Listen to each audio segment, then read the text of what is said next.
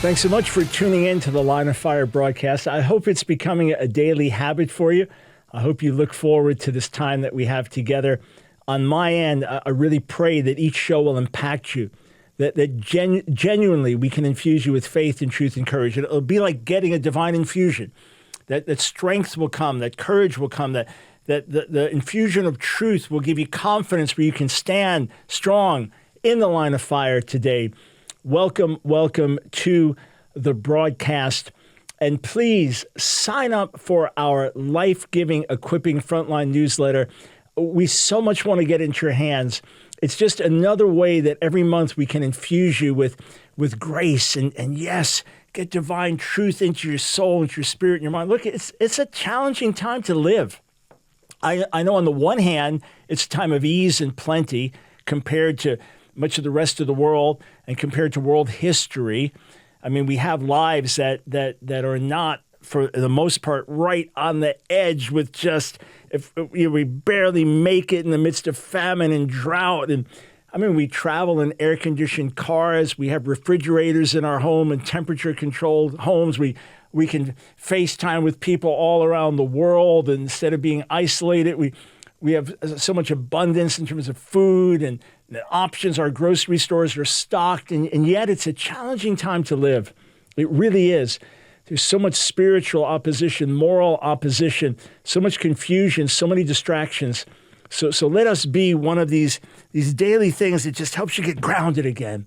Just back to basics. When I would preach for a church in Toms River, New Jersey, over the years, I've been with them many times from the 80s into the 2000s, and the pastor was a very solid man of God, a real teacher of the word. He would say when I came, it was kind of like a slap in the face, like, back to the basics, back to the basics. That's what happens when I'll hear someone else or read someone else, like, boom, back to the basics. So all this month, we've been really doing our best to explain from the word why Israel's salvation should matter to you, why we should be concerned about the rising tide of anti-Semitism. Open up the Jewish roots of the faith and separate fact from fiction about the Jewish people. These are important themes in Scripture. And we want to look today at the subject of why the gospel is to the Jew first. But to finish what I was saying about getting our Frontline newsletter in your hand, if you're not getting our monthly mailings and then our weekly mailings, all digital, all by email, every week the crazy stuff happening in the world, I'm writing articles about it. And you can have these, and instead of you having to do the digging and the research, and we've done it, and we've given you good talking points and ways to deal with the controversies. A daily talk radio show, we're doing one of those every single day, taking calls, dealing with controversies. We'll send you a link every single week. Hear the latest videos, latest articles. Then once a month, Frontline newsletter. So thelineoffire.org, that's where you sign up, thelineoffire.org. The gospel to the Jew first. What does it actually mean, and why is it the case? That's where we focus today. So I'm going to start reading in Romans chapter 1, verse 8. Can I step back again and give you background to the letter of Romans in case you're not aware of this or you missed a previous broadcast? So Paul had not been to Rome to preach the gospel. He was looking forward to going to Rome, wanted to impart something to the congregation there. But before he'd get there, he writes what is ultimately his most important doctrinal letter, where he lays out the essential foundations of the faith to make sure that the Roman believers understood these things clearly. And the history of the congregation in Rome was very, very unique. It started like the other congregations did, as Jewish believers gathering together to worship Yeshua, Messiah, and Lord. Then Gentiles were added to them, but the Gentiles could have had a sense of being outsiders. Picture, for example, your congregation is all Asian Americans who speak Korean or Chinese or Japanese. And now you come in as a Hispanic American or a Caucasian American or a Black American. And, oh, no, we welcome you. We have English services too. We welcome you. Like, yeah, but I don't really fit here. I'm not really part of this. So now Gentile believers are coming in and they're equal with the Jewish believers in God's sight, even though they don't keep all the holy days and with the dietary laws necessarily. So you're working that out. Now the Emperor Claudius puts out an edict that all Jews have to leave Rome. That means also Messianic Jews, Jewish believers in Yeshua, they're kicked out of Rome. Now the congregation in Rome grows. The believers in the city of Rome grow. They're all Gentile. Now the Jews come back, and the Jewish believers come back to their congregation. Now they're the outsiders coming in because it's almost all Gentile now. So these are a lot of the dynamics here. So as Paul lays these things out, for the middle of the first chapter to the third chapter, towards the end of the third chapter, he lays out how all human beings, all have sinned and fallen short of the glory of God. Jew and Gentile were all under judgment and deserving of wrath. Then chapters 4 and 5, the end of the third chapter, and then chapters 4 and 5, he lays out how we're justified by faith. All of our good works in the world cannot pay for our sin. We become just and righteous in God's sight by faith, and now we're called to live that out. And then chapters 6, 7, and 8 deal with life in the Spirit and overcoming sin. I mean, these are glorious foundations of the faith. And then chapters 9, 10, and 11, Israel's salvation. This was really important to Paul. He wanted to make sure the believers in Rome understood these issues. He wanted to be sure the believers in Rome were aware, were equipped in this regard, because this was foundational. As my colleague Bob Gladstone has said for many, many years, if you don't understand Israel, you don't understand Paul's gospel. Or to quote yet again what the late Bible teacher Derek Prince said, that Israel's like the first button on the shirt. And if it's not buttoned properly, all the other buttons are off. That's how important this is. And then Romans 12 to 16 is practical application of everything that Paul wrote. So we read from Romans 1:8. First, I thank my God through Jesus the Messiah for all of you, because your faith is proclaimed in all the world.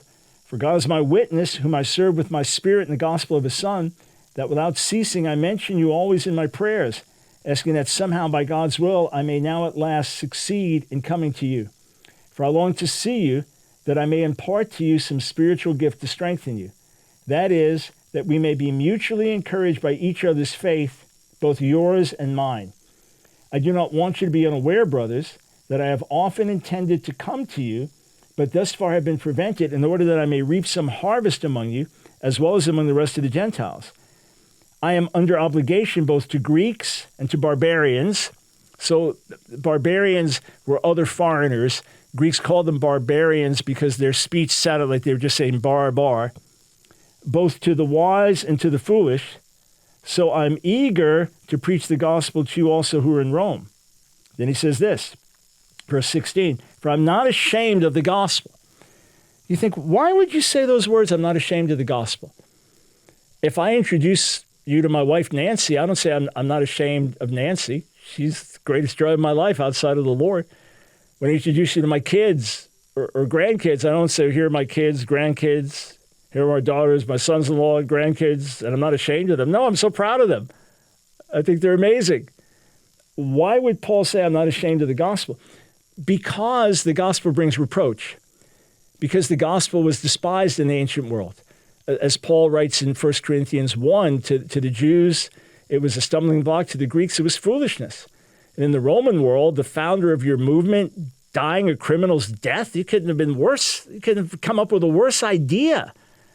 This is the weakest and the worst of all. And for Paul, it meant suffering and it meant imprisonment. He said, for I'm not ashamed, but I'm not ashamed of it. Well, why? Because it's the power of God for salvation to everyone who believes, to the Jew first, and also to the Greek. For in it, the righteousness of God is revealed from faith for faith, as it is written, the righteous shall live by faith. All right, so hang on. It's the power of God for salvation to everyone who believes, to the Jew first, and also to the Greek.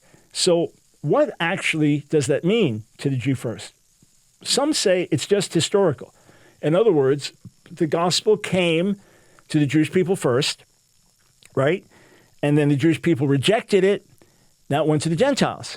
So it's to the Jew first and also to the Gentile. But it's possible the Greek could mean that. But that's clearly not what Paul is saying. Why do I say that? Well, let's read into the second chapter of Romans, okay? Romans chapter 2, and look at what Paul says, beginning in verse 6. He, namely God, will render to each one according to his works. To those who by patience and well-doing seek for glory and honor and immortality, he will give eternal life. But for those who are self-seeking and do not obey the truth but obey unrighteousness, there will be wrath and fury. There will be tribulation and distress for every human being who does evil, the Jew first, and also the Greek, but glory and honor and peace for everyone who does good, the Jew first, and also the Greek, for God shows no partiality. He's not talking about historically here. He's talking about in the future. When future judgment comes, when future blessing comes, it's going to come for the Jew first and also the Greek, meaning the rest of the world. The Jew first and also the Gentile. Why? Because Israel was chosen with a mission. In Amos 3:1, God said of Israel, you only have I known out of all the families of the earth, 3:1 and 2, therefore I'll visit you for your iniquities. In other words, there is greater accountability on the Jewish people. So to the Jew first here does not mean historically, it means in the future. There'll be judgment first on the Jew, there'll be blessing first on the Jew. That's simply the order. And in this case, going first does not necessarily mean getting the best, because it means greater accountability. In the same way, the gospel is to the Jew first and also to the Gentile. All right, I'll explain that more on the other side of the break. Check out this important announcement first. I'm Paul Burnett, a board-certified doctor of holistic health. I have never met anyone deficient in caffeine or sugar, but I have met many people deficient in energy-supporting vitamin B12. Unlike other oral B12 supplements, Alfred Libby's Slow Dissolve Super B12 is fast-acting because the formula is scientifically developed to dissolve under the tongue, bypassing the digestive process, making it immediately available for use in the body. Alfred Livy's Slow Dissolve Super B12 is also formulated with other natural energy-supporting ingredients, such as folate, ginseng root, and other natural ingredients. You deserve to live with greater energy and mental clarity, and now, like millions of others, you can with Alfred Livy's Slow Dissolve Super B12, sold only by your wellness partner, Trivita.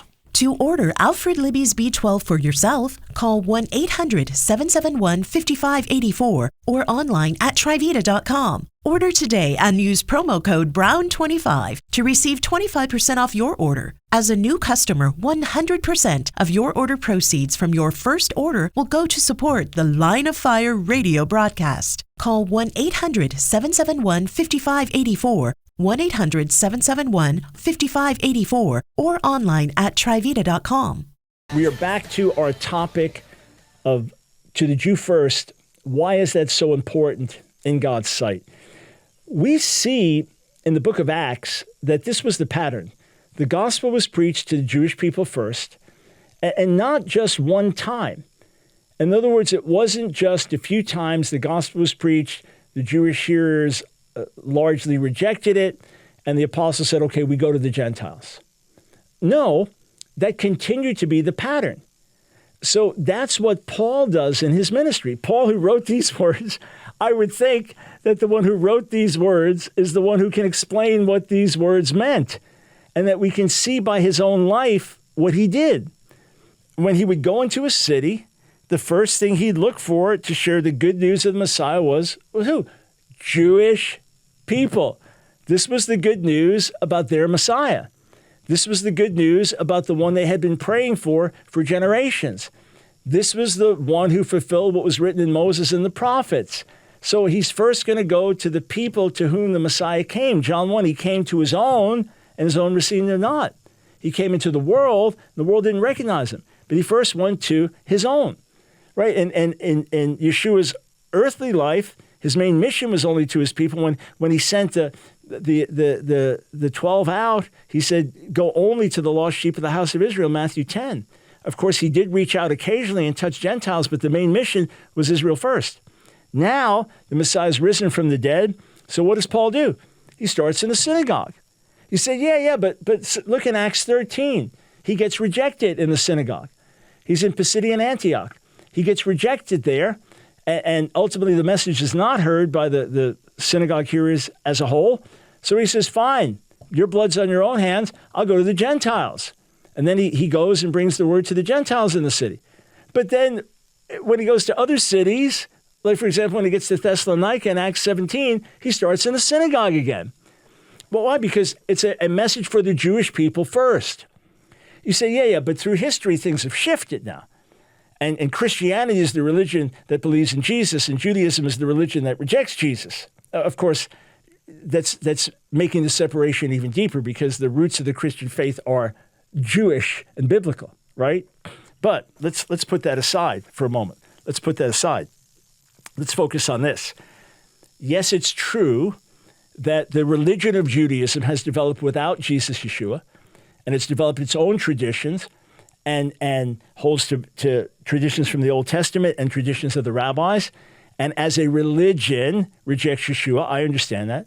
And as a religion, Christianity is based on faith in Jesus. I get that. But it's still the message about the Jewish Messiah for the Jewish people. And the Jewish people have to welcome the Messiah back. The Jewish people have to welcome the Messiah back. It still must happen. A Jewish Jerusalem must welcome the Messiah back, as indicated at the end of Matthew 23, where Jesus pronounces 7 woes on the religious hypocrites, and then mourns over Jerusalem. Oh, Jerusalem, Jerusalem, you who kill the prophets and stone those sent to you. How often I would have gathered your children together as a hen gathers her chicks under her wings, but you were not willing. Behold, your house is left to you desolate. For I tell you, you will not see me again until you say, Baruch haba b'shem Adonai. Blessed is he who comes in the name of the Lord. In other words, we welcome you, King Messiah. The very words they spoke, this triumphal entry on Palm Sunday, Baruch haba b'shem Adonai. We welcome you, King Messiah. Hoshiana, Hosanna to the King. Those very words, you must speak them. That's when you'll see me. In other words, I will not be seen by the whole world because Revelation 1:7 tells us that when he comes, every eye will see him. You will not be seen by the whole world until Jerusalem, you welcome me back. That's what the Messiah is saying. I will not be seen by the whole world until you, Jerusalem, welcome me back. That's why Peter preaches in Acts the 3rd chapter and says to his Jewish people in Jerusalem, repent and turn to God, that times of refreshing may come from the Lord and that he may send the Messiah. Jewish repentance is key in triggering the return of the Messiah. So it's not world missions or Jewish evangelism. It's not either or. It's both and. It's both and. Now, let me say this again. Yes, I'm a Jewish follower of Yeshua. Yes, I've been involved in aspects of Jewish outreach for over 52 years now. Yes, God's called me to specialize in Jewish apologetics and debating rabbis and writing books on answering Jewish objections to Jesus and providing resources for those in Jewish outreach all around the world. Yes, yes, yes. Major part of our calling. Yes, the 3rd R in our 3 R's in our ministry is the redemption of Israel. Yes, yes, yes. But please understand, in my personal life, I've traveled outside of the U.S. probably about 200 times to preach. Maybe 30, 40 to Canada and then Mexico, and then over 160 overseas. So 29 times to India and going on 28 times to Italy and numerous nations around the world. I've been to Israel less than 20 times. So I've been to India more times than Israel. I've been to Italy more times than Israel. And then when you look at everything in terms of all my international travel overseas, it's better than 8 to 1 in other nations. So my heart beats for the nations. I love going to the nations. And out of our school, we birthed Fire International, our missions organization. So by God's grace, we have workers in probably about 25 nations now. We've been in as many as 40. And we have some workers in Israel, but the vast majority are all around the world. One of our strongest teams in the world is in the Middle East, reaching Muslims. We shared about some of their adventures in God in the last Frontline newsletter. So my heart beats for the nations. I am not just focused on winning Jewish people. No, I love going to the nations. It's a privilege. And my heart beats for the Church of America, for the nation of America, where I live as an American. It's not either or. It's both and. But I would dare say that many churches don't have a burden for the salvation of Israel, do not invest in Jewish evangelism. You may not be in a city that has a lot of Jewish people or a country with a lot of Jewish people, but you can be praying for the salvation of Israel. And I would just ask you to do this. Would you just say, God, would you give me your heart for the salvation of the Jewish people? Whatever that means. It's not for me to dictate.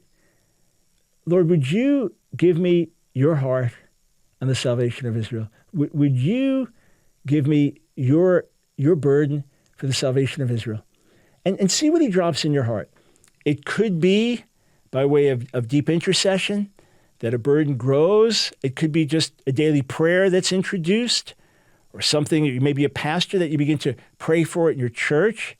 It could be that you really pray for divine opportunities to share the good news with a Jewish person. Hey, in America, the great majority of Jews that will come to faith will come through the witness of a Gentile Christian. It's just a numbers thing. And that's the reality. I was led to the Lord by Gentile Christians. So by all means, share your faith with Jewish people like everybody else. And your average American Jew is not religious. You know the Bible better than your average American Jew. And those are the Jews who are going to be around more, secular Jews. So don't hesitate to share your faith. And if you have opportunity to interact with ultra-Orthodox Jews, you're not going to out-argue them or know the Hebrew better, but perhaps your witness, your prayers could make an impact in your life. Your love can make an impact in their lives. And with the history of anti-Semitism in the church, it's a burden for the Jewish people. It's a burden for the church today to demonstrate to the Jewish people what a real Christian is like, what the real gospel is like, who the real Jesus is, to set the record straight. And it's tears of love that will remove the stains of blood from church history. So I encourage you, ask God for his heart. Get involved in one way or another, reaching Jewish people, either in praying, or in sharing the good news, or in giving. And if you invest in our ministry, I assure you that a key part of your donation goes to help us reach Jewish people with the good news of the Messiah. In our daily talk radio show, one day a week is Thoroughly Jewish Thursday, where we do our best to educate and equip. And I'm working on a massive Jewish outreach project, the most important in my life, and one that will equip the church as well. This is day and night for years.